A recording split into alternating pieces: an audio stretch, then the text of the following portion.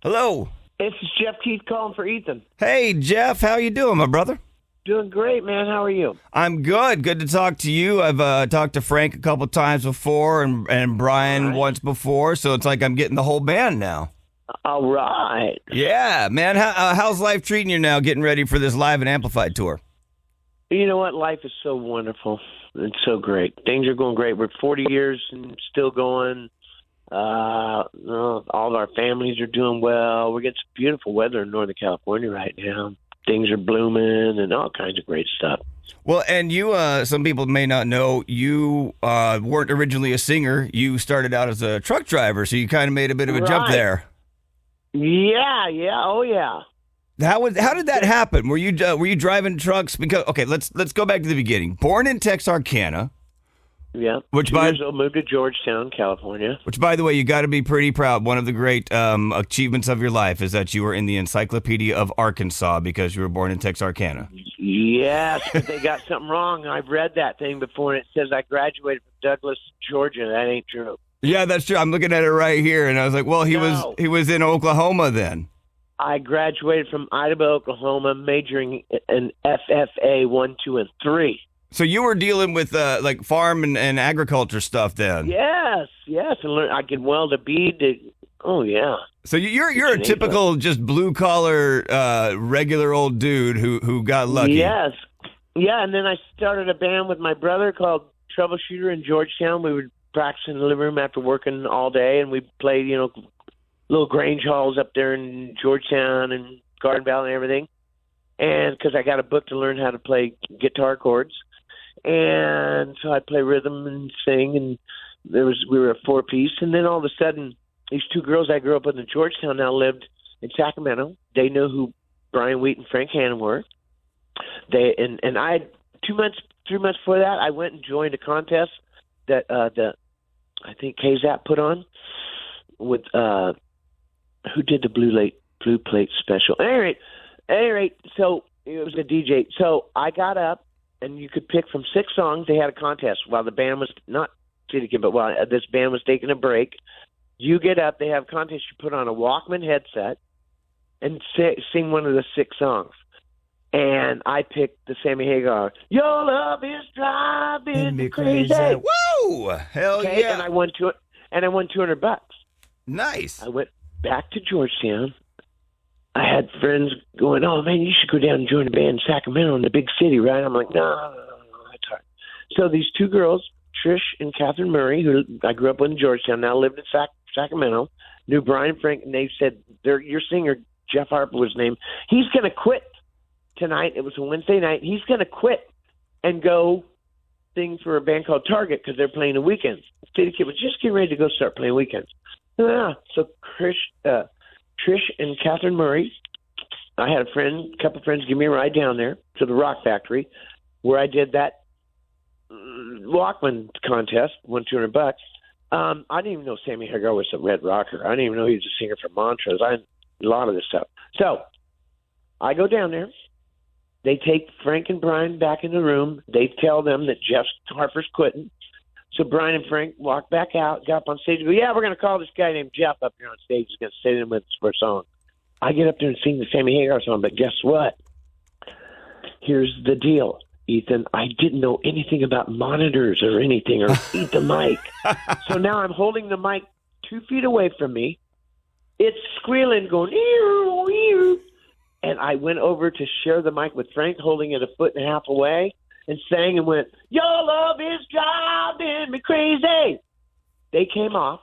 They told me the story. Brian Wheat goes, this guy doesn't know jack about anything. This guy, I couldn't even hear his voice. But guess what Frank Hannon said? He knows nothing about anything, but he came over to share the mic with me, holding it 2 feet away, and I heard his voice. He's our guy. That's what saved me. Well, and the fact that you automatically knew as like a natural born frontman to walk over there and you and the smoking guitar player were singing along in the same mic like you're supposed to do that looks badass on stage. Right, but see, I didn't know all that stuff. I never wanted to grow up. I was 24 years old when I joined City Kid. So I'm not your kid that grew up looking at magazines. We didn't have no stored magazines, population 900. We didn't have nothing but 8-track tapes, and You know what? I just happened to be like, you know that movie Finding Nemo where the turtles go, catch the drift, dude? Yeah. Well, guess what? I caught the drift, dude. Because the way I went about it and the way it happened for me, it's like it's even beyond Cinderella's story with the slipper. I just happened to be just the right place, right time. And you know what? God has blessed me with a voice. That's the best thing I could say is I don't know where it comes from, but he has blessed me, and that's what I use. And one of the crazy things is obviously you've got a real soulful gravel to your voice when you sing, and yet it's lasted your whole life, like it hasn't burned out. You know, a lot of people with that kind of voice, that sometimes it gets a little rough. I smoke like a freight train. Cigarettes and weed, I smoke like a freight train, man. Oh, my gosh. But you know what? I'm not saying that's good. I'm just saying there comes the gravel. You know what, kids, start smoking now. I used to haul gravel, too. Yeah, you did. The truck. Crazy. I remember when I was talking to Brian before, and I was like, you know, it's sad that possibly the most underrated guitarist in rock ever is Frank Hannon, because I know he is just an amazing player on all levels, and obviously an amazing songwriter. And you fell in with those two, like, holy crap, and things just exploded. And we're still doing it 40 years later, and it's still working. And you know what? Our songs are, because when I write, I like to leave it open for people to use it however some people go, I use it for this, I use it for this. I did the same thing with songs when I listened to them. Never knew I'd, grow up to be a songwriter. And you know what? And it's worked well. And writing words about growing up not having that much, it's not what you got, it's what you give. And love will find a way, all this stuff. You know, it's the way it is, the way it goes. You know, and your songs are timeless. You know, the band came out during that obvious, you know, they say hairband era, and there's a lot of record label prepackaged BS. But your stuff was real and genuine, and it's lasted. Hey, and when grunge came along, we didn't try to be grunge. We just said, hey, our roots are, 70s, long-haired, freaky people, and we're sticking to it. Yeah, because you weren't chasing a trend when you were writing music. No. You were just being real, and that's why it stuck around. No, back when we were doing top 40 stuff, people was to go, the thing to do is move to L.A. That's what everybody did. But we just said, hey, we live in Sacramento. We'll just drive 6 hours down, showcase, come back to the drawing board in Sacramento. But we never moved to L.A. That's awesome. So we did a lot of things that was against the grain. And it worked. You know what? It worked, and it's still working 40 years later. As a matter of fact, we're going to be playing with a couple of shows, one with Brother Kane and Florida here coming up, and another one, and then we're going to be playing 3 shows with Bret Michaels. As a matter of fact, we're opening for Bret Michaels for 3 shows, and one of them is going to be on March 7th at the Baycare Sound Show in Clearwater, Florida. So everybody, you want to come to all of them. The 2 Tesla shows and the 3 Bret Michaels, we're open for them. Come on down. We're going to have a blast. If you guys, anybody wants to have fun, come on down. I think we're going to, because when I talked to Brett last time, I said, hey, you know what? We should get to where you either come up to the station, do some acoustic stuff. And he goes, I got a better idea. Why don't we have some winners come down and do a sound check party, and maybe some of the guys in Tesla will come out and jam on stage with us for some. Of course we will. Let us know when. Brett will let us know when. Absolutely. We are working out those final details right now, but it's going to be a great time. And then we all got to go eat at Brian's brother's joint over in Tampa and have some lunch together, you know? Okay, but I don't know, because I can't eat too big of a lunch because I don't usually eat. I eat breakfast and stuff and light lunch, because when I got to sing, I can't be eating things that make me burp and stuff. Well, we'll be on the liquid diet over there for lunch then. Yeah, but you know what? The liquid diet that I'm used to having, I don't do that since 2004, but I haven't had a drink in 2 years either, so we can just have water and whatever. Have liquid. Yeah. Diet soda, Coca-Cola. But here's the deal. Sometimes when I go to a restaurant, it's like, oh my gosh, people go, oh, can I have your autograph? It doesn't work out well. But maybe we'll get some private little place where we can have a little lunch or something. You got it, but brother. I don't get up until 1 o'clock. I go to bed at 4 a.m. and I sleep in the back lounge, and I wake up at 1 o'clock, get up, have me a cup of coffee or 2, have me some donuts or something, and then I do the vocal warm-up and do sound check at 4. But with Brett, I'll be doing the sound check probably at 5. So you roll out of bed, you go, what city are we in, and then you start your day. Nope, I don't even, to be honest with you, I'll just let me know what city we're in and write it out in phonetics on a piece of tape. Because if it's Immokalee, I need it to be go Immokalee, right? Right. Because I need to always know what the pronunciation of the town we're in. But to be honest with you, when I wake up, I go, you know what? I don't mean to say it like this, but I don't care what town we're in.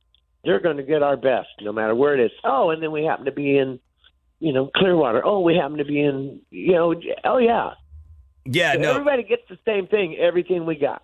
I've seen you guys live more than once, and it is always an amazing, badass, one of those great performances you walk away from going, I want to do that again tomorrow. Well, thanks, Ethan. Now watch, because we're talking about it so much, it'll be an off night or something. Hey, it happened. You're gonna just blame me and be like, damn it, I talked to Ethan and he messed it No, up. I would never blame you. I go, hey, we're all just human.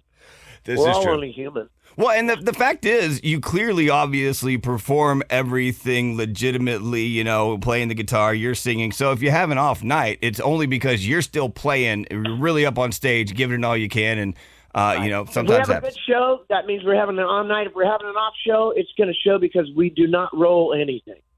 And then, It's obviously, all live. people going to come out and see Live and Amplified, and then you guys are coming back around on Carnival of Sins with Motley Crue and Extreme. Right. Yes, that's going to be great too, man. Have you ever toured with either of those bands before? Yeah, we just played on the Monsters of Rock cruise, and yeah, they're great guys. Love them guys. And then, of course, Motley Crue, we were on tour with them in the Dr. Feelgood tour when we did the acoustic record. So, Yeah. Oh, yeah. I don't Love know. them guys. I don't know if they're working on it yet, but I was just in the back of my mind thinking, okay, great. We got three of the world's best guitarists in Frank Hannon, Nuno Bettencourt, and John Five, who's in the Crew now. We need to I get... know, John Five's in there. Love John. He's a great guy.